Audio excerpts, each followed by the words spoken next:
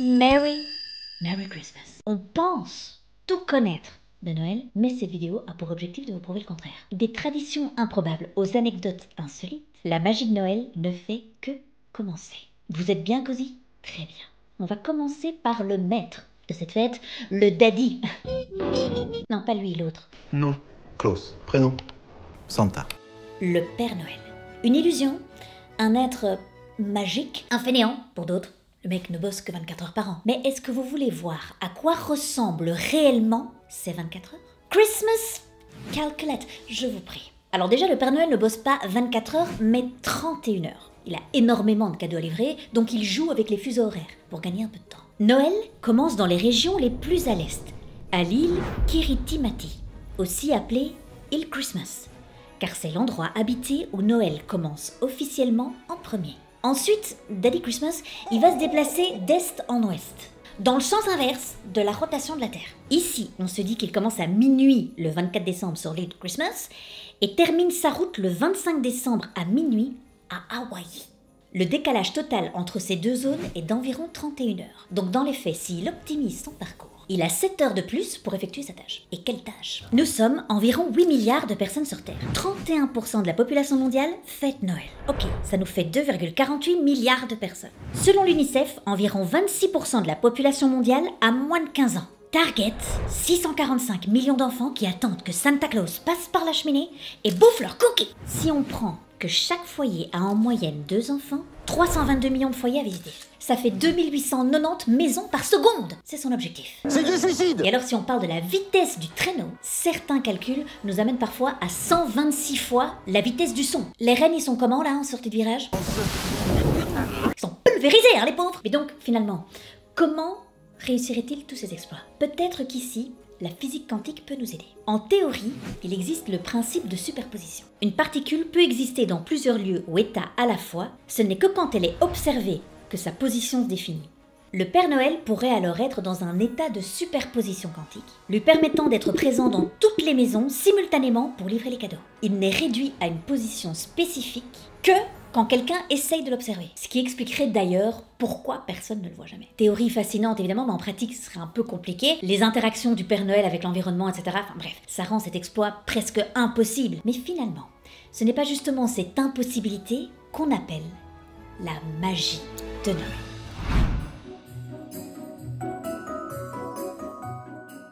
Il est temps de vous parler du sponsor de la vidéo, CyberGhost. 38 millions d'utilisateurs sont convaincus dans le monde et regardez-moi cette note sur Trustpilot. CyberGhost va te permettre de sécuriser ta connexion internet et donc de protéger ta vie privée. CyberGhost comprend même des fonctions de sécurité qui vont bloquer les sites malveillants, le suivi et la publicité. Il masque ton adresse IP et donc tu ne peux pas te faire pirater. CyberGhost ne conserve pas tes données, donc tu seras réellement anonyme en ligne. Et c'est pas tout.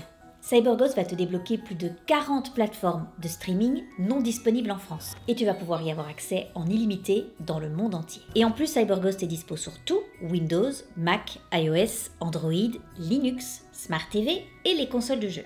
Et enfin, toute la famille peut l'utiliser puisque tu peux te connecter sur 7 appareils en même temps. Contrairement au Père Noël qui n'est disponible que le 24 décembre, l'équipe de CyberGhost, elle, est disponible 24 heures sur 24 et 7 jours sur 7. Si tu veux profiter de mon offre, tout se passe en description. Vous bénéficierez de moins 83% de réduction et 4 mois offerts, soit 2 € par mois sur l'abonnement de 2 ans. Vous êtes satisfait ou remboursé pendant 45 jours, alors n'hésitez pas. Quand on pense à Noël, on pense à quoi? Déjà, on pense à lumière et décoration, c'est vrai. Ouah, c'est pas un peu fort là? Made in USA. Oui, bah ça j'avais compris, merci. Les États-Unis qui sont évidemment très friands de la fête de Noël. D'ailleurs, beaucoup de nos moments cocoon de Noël sont dans notre inconscient liés à eux.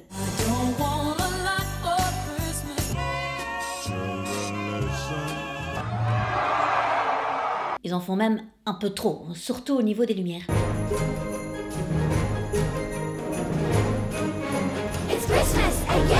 Ah, les illuminations de Noël aux États-Unis, c'est des malades. Elles consomment environ 6,63 milliards de kilowattheures chaque année. C'est plus que la consommation annuelle électrique du Salvador.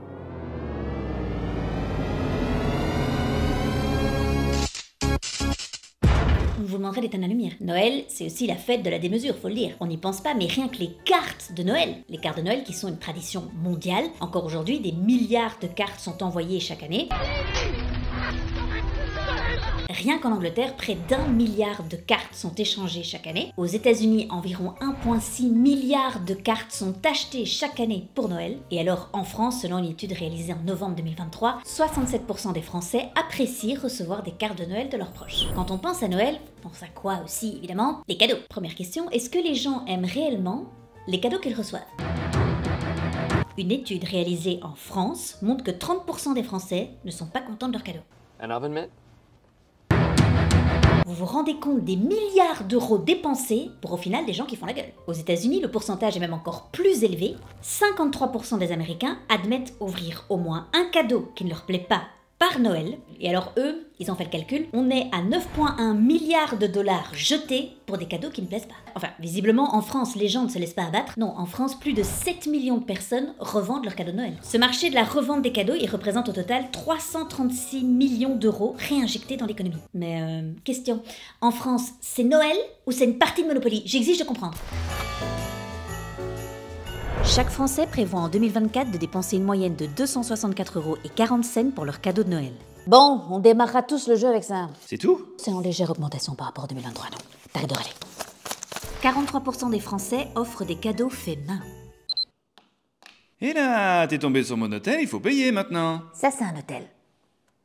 What the fuck is that? Et c'est pas parce que je l'ai fait moi-même que ça a moins de valeur, d'accord? Ça fait 400 balles au passage, merci. What the fuck is that? Chaque année en France, 5 à 6 milliards d'euros de cartes et chèques cadeaux sont vendus. Mais près d'un quart ne sont jamais utilisés.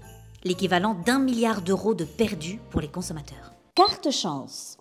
Vous recevez 200 € de cartes cadeaux que vous pourrez utiliser dans plus de 82 enseignes différentes, mais que vous n'utiliserez jamais, ou qui 3 jours avant leur date de péremption vous feront paniquer et acheter des chaussettes en bambou bio. Classique. 55% des gens font leur achat à l'avance. Allez, troisième double, ça va en prison, hein? Je sors quand? Bah tu sortiras le 24 et t'auras acheté encore aucun cadeau. Oh non, pas les courses dans le rush, après je panique et je rate l'emballage des cadeaux. Je t'ai fait une petite prison, Oh moi-même. l'affaire! 74% des Français s'achètent un cadeau pour eux-mêmes pendant Noël. J'achète un hôtel, je m'offre un hôtel. T'es en faillite, hein, là, du coup. Je vends mon hôtel rue de la Paix. Quand on pense à Noël, on pense encore à quoi?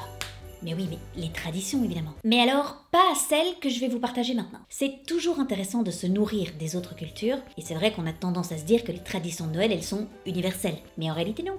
Chaque pays, chaque région a ses spécificités. Faut s'enlever de la tête que pour tout le monde, c'est ce fameux triptyque, cadeau, sapin, boubouf. Enfin, triptyque, il y a les chansons quand même aussi. Au Japon, par exemple, des millions de familles chaque année, quand même plus de 3,6 millions de familles en 2021. Et donc ces familles, elles se rendent chaque année le cœur festif et heureux. Prendre le repas de Noël chez KFC. Merry Christmas! Let's party! Christmas pack! Christmas! Dites, rappelez-moi, c'est quel multiverse, ça déjà? Christmas pack! Pour comprendre, on va devoir poser les bases. Au Japon, Noël est une fête laïque. Et alors, jusque dans les années 50, tout le monde s'en foutait de cette célébration.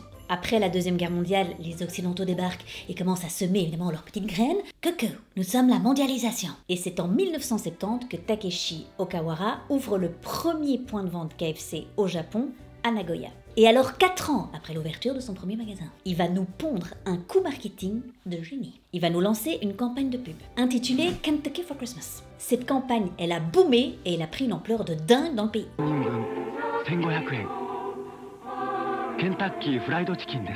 Des party barrels de poulet ont rapidement été distribués, soutenus par des panneaux publicitaires dans toutes les rues qui montraient des familles réunies autour d'un seau de poulet frit dans un esprit de fête. Vous aussi, célébrez Christmas comme les Occidentaux. Alors il y a transmettre des traditions et il y a inventer des traditions. Le mec a fait son choix. Même la musique des pubs. On voyait ces seaux de poulet de Christmas accompagnés de la chanson My Old Kentucky Home. Cette chanson, c'est pas du tout une chanson de Noël. Elle date de 1873. Home old Kentucky home. Enfin, je veux dire, c'est un mec fier de sa baracasse perdue dans un champ de maïs. Y a pas un sapin, pas de lumière, y a rien. Le mec, il a pas exporté Noël. Il a inventé son propre Noël. Dites, rassurez-moi, ils ont l'info maintenant quand même qu'en Occident, personne ne fait ça. Christmas pack! J'ai d'ailleurs lu une phrase d'un professeur d'université français sur le sujet. Magique. Cela a comblé un vide. Il n'y avait pas de tradition de Noël au Japon, et KFC est arrivé et a dit « Voici ce que vous devriez faire à Noël ».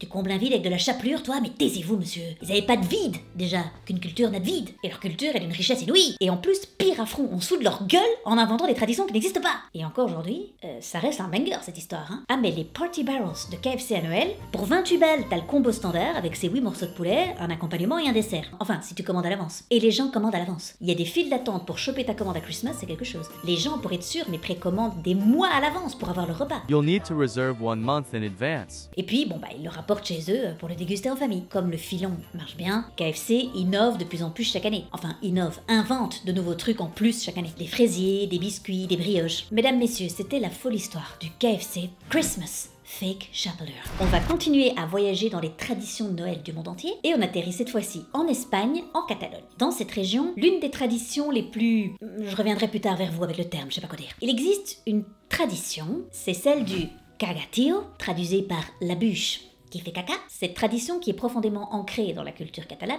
elle apporte une touche unique, oui, c'est toujours pas le mot, et festive aux célébrations de Noël. Le cagatillo est une bûche en bois, souvent décorée avec un visage souriant, 2 petites pattes et coiffée d'un bonnet rouge typique catalan. Début décembre, elle débarque à la maison. Elle est près de la cheminée, elle est en bas du sapin, enfin, elle a une place vraiment de choix. Et alors la mission des enfants, c'est vraiment de prendre soin de cette bûche, qui est un invité très spécial. Il la recouvre d'une couverture pour qu'elle n'ait pas froid. Et alors il lui donne à manger chaque soir, en plaçant des petits morceaux de fruits, du pain, juste devant elle. L'entraide, l'hospitalité, l'amitié, de belles valeurs de Noël. Jusqu'ici. Puis, la veille de Noël, il y a un changement d'ambiance. Tu nous emmerdes avec ton plaid et je pense que t'as assez bouffé. Les enfants s'emparent de la bûche. Et s'emparent de bâtons. Et commencent à tabasser la bûche. Mais en chantant une chanson traditionnelle. Je n'avais rien demandé à la base. Violence gratuite et folie. Valeur de Noël moins répandue par contre. C'est pas fini parce que qu'est-ce qu'on demande dans cette chanson à Cagatillo? On te tabasse dans le but que tu chies des cadeaux et des friandises. Je suis très inquiète pour les Catalans, hein, vraiment. Qu'on m'explique quelle transmission exactement on fait aux enfants. Tape sur ta gueule, et que les choses qui sortent de ton cul aient une belle gueule. Les parents, évidemment, sont complices de cet acte, illégal, je sais pas qu'est-ce qu'on en pense. Complices parce que c'est les parents qui vont placer les cadeaux et les chocolats sous la couverture. Les enfants, quand ils ont fini de le taper, les enfants vont donc découvrir tout ça, la merde de la bûche. Et ils découvrent tout ça avec un grand enchantement. Alors, comment on la décrit cette tradition, hein? Pas facile, de trouver le terme. Par contre, globalement, la Catalogne, problème avec le caca. Oui, parce que c'est pas tout. Dans leur crèche de Noël, traditionnellement apparaît un caganer, un paysan vêtu de vêtements typiques catalans, avec un bonnet rouge et accroupi dans une position de défécation. Son froc, il est baissé. Il est pas central dans la crèche, il y a Marie, Joseph et Jésus, et lui, il est en train de chier, mais dans un coin discret. Encore heureux, manquerait plus qu'il chie sur Jesus, l'autre. Oui, l'acte de défécation symbolise la fertilité des terres, mais vous allez consulter, parce qu'il y a un pattern, et vous me faites très peur. Je sais pas vous, mais j'ai l'impression que la période de Noël, elle passe toujours trop vite. C'est vrai, il y a beaucoup de préparation, mais puis la soirée, elle passe en un instant. Pour certains, Noël est une fête sans fin. Aux Philippines, ils ont le Noël le plus long du monde. Les festivités de Noël commencent le 1er septembre et se finissent la première semaine de janvier. C'est plus une fête, c'est une saison à ce niveau-là. Ouais, on s'est dit tous les mois en breu, ils y passent. Décembre, chopez les autres aussi. Septembre, octobre, novembre. Quand on pense à Noël, oui, je sais, on pense à énormément de choses. Noël est avant tout un moment de partage et de paix, aussi éphémère soit-elle. J'ai envie de terminer cette vidéo avec une histoire qui date de 1914. Pendant la Première Guerre mondiale, au moment de Noël, il y a eu un moment un petit peu suspendu dans le temps. Sur le front de l'Ouest, en décembre, des trêves spontanées ont eu lieu. La veille de Noël, à certains endroits, des soldats allemands décorèrent leurs tranchées avec des Tannenbäume, c'est-à-dire des sapins, et ils commencèrent à chanter des chants de Noël. Ils se sont même mis à chanter Douce nuit, sainte nuit, mais en allemand, et puis soudain, ils se sont mis à entendre le chant en anglais cette fois-ci. Ce chant, il venait des tranchées d'en face, les Britanniques chantaient aussi la même chanson. Le lendemain, les hommes ont passé du temps ensemble en dehors des tranchées. Ils ont échangé des poignées de main, mais aussi des cadeaux, du rhum, des cigares. Ils ont même joué un match de foot ensemble. L'histoire de ce match de foot, qui a d'ailleurs été difficile à authentifier, à documenter, mais effectivement, il y a bien eu l'existence d'un petit match. On a pu l'authentifier grâce à 2 lettres écrites par des soldats britanniques, le caporal Albert Wyatt et le sergent Frank Naden. Ils y décrivent une petite partie qui s'est déroulée à Wolverhampton, en Belgique. Ce que j'ai envie que vous reteniez, c'est que on ne doit jamais sous-estimer le pouvoir de Noël. Et surtout, ne jamais sous-estimer le pouvoir de la Belgique. Merci encore à CyberGhost d'avoir sponsorisé la vidéo. Foncez, profitez de l'offre, moins 83% de réduction et 4 mois offerts, soit 2 € par mois sur l'abonnement de 2 ans, et naviguez safe en ligne, et alors évidemment, tranquillité d'esprit puisque vous êtes satisfait ou remboursé pendant 45 jours. Je vous souhaite de passer une magnifique fin d'année, plein de féerie et plein de magie. Moi, je vous retrouve le 2 janvier. C'est un peu exceptionnel, c'est un jeudi. Je serai là pour vous accompagner avec vos nouvelles résolutions, vous verrez. Je ne vous en dis pas plus. À très vite et encore un très joyeux Noël à tous. Ciao.